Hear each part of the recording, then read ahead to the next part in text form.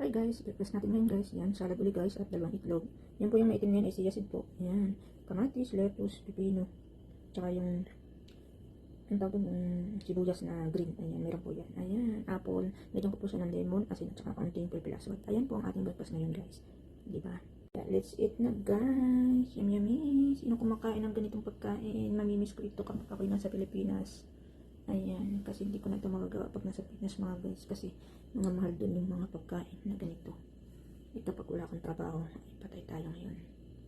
Wala tayong ibibili. Ay dito pre, lahat. Kung anong hingin mo, ibibigay nila. Ayan. Ayan. Kami lang dalawa ng kasama ko dito na mamahay. Tsaka yung alaga namin. Pinupuntahan lang kami dito ng alaga ko. Kaya, kapag may gusto kami, sinasabi namin. Ayan.